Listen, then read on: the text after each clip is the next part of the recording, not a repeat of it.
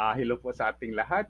Muli, nandito tayo para magbigay ng komentaryo sa mga mahalagang issue ng ating bansa. Pag-usapan nga natin itong usap-usapang pagtatraidor ng ilang Pilipino sa ating bansa sa kasalukuyan. Okay? Lalo na dyan sa Senado, talagang kung para sa akin, although ito ay personal opinion ko lang ito, ano, may personal ah, yung conspiracy theory. Talagang maliwanag na ah, sina Padilla, sina Bongo, sina Bato, sina Aimee, Cayetano, sino pa? Okay. Mayroon pa dyan na hindi ko nabanggit. Talagang sa mga sinasabi nila, talagang nagpapakita ng katrayduran base sa personal opinion ko. Okay?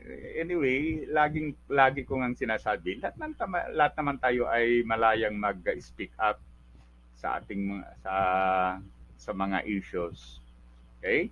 Kung contradictory yung sinasabi ko, sana walang samaan ng loob, ano? Kasi kung ano man ang opinion ninyo, respetado ko rin. Okay? Ngayon, sa kasaysayan ng Pilipinas, ang isang tao na accused of treason, bagamat parang ang sinasabing siya ay traitor, ay itong si Jose P. Laurel. Bagamat may nagsasabi na siya ay traitor, pero mayroon din nagsasabi na siya ay hero. Okay. Kasi naisip ko yung bigat ng panahon sa kanyang pamumuno. Imagine, at that time, ang Pilipinas ay sakop ng mga Hapones. So, talagang napakahirap mag-roll o mag-manage ng bagay-bagay under that difficult situation. Uh, Kasi of course, noong World War II, ang Pilipinas ay we have our Commonwealth government. So yan na ang last step before we will be given Philippine independence. Okay, para bago yan, ano. Kaya lang, ang difficult situation is that nagkaroon ng World War II. Okay? Then, it so happened na ang Pilipinas ay sinakop ng mga Hapones. At sila ay nasakop nila ang Pilipinas. Ngayon, ang decision ng government is that the Commonwealth President, si Manuel L. Quezon, ay pupunta ng Australia, then later on pupunta ng United States, kasama si MacArthur, at saka iba pang mga officials. Okay. So, ngayon, base sa kaalaman ko, ang instruction ni Manuel L. Quezon sa kanya is uh, someone has to stay. Dapat may maiiwan to deal with the Japanese. Kasi mas worse ang mangyayari kung walang high Philippine official na haharap sa mga Hapon. Dahil si P. Laurel ay isa sa kanyang mga cabinet member ni Manuel L. Quezon. So sa yung going back to the instruction, talagang dapat may haharap sa mga Hapon Pagkatapos, maganda rin na may maiwan na opisyal para matulungan ang mga Pilipino.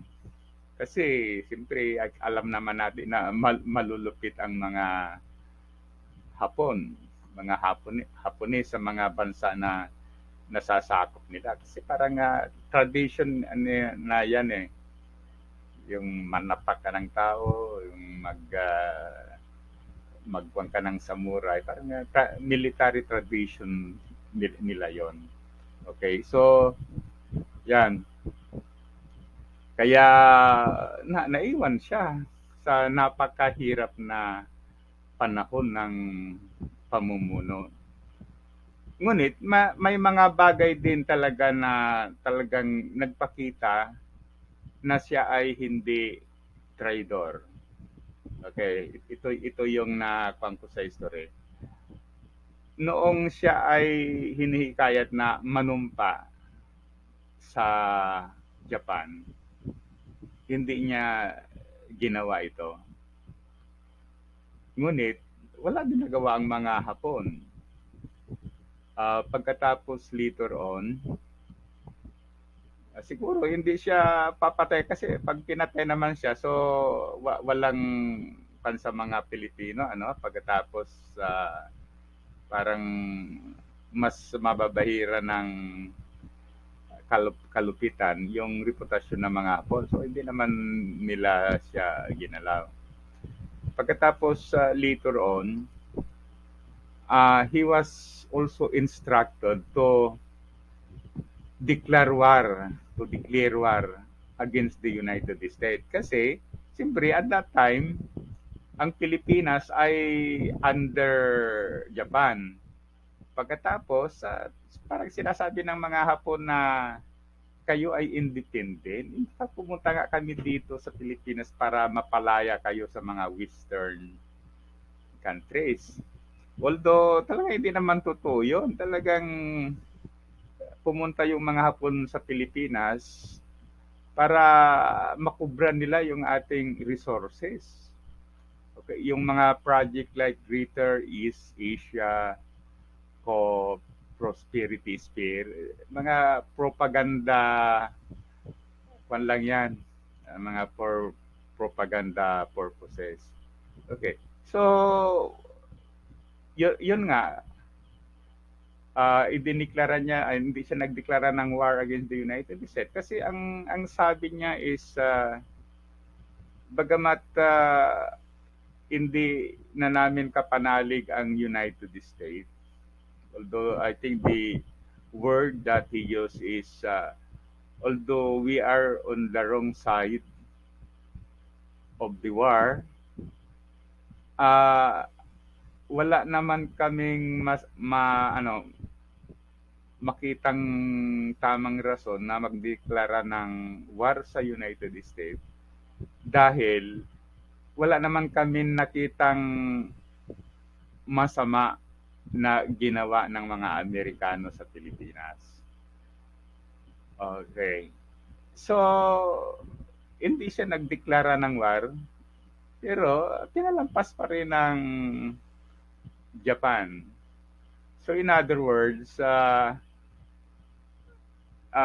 sa pagtingnan mo, traitor dahil namumuno siya, parang siya ang pinuno ng government na sakop ng Hapon. Ngunit, para din na ginagawa niya yon para matulungan ang mga Pilipino. Okay? Kasi somebody has to sacrifice. Sabi ko nga, napakahirap siguro na mamuno under that circumstances.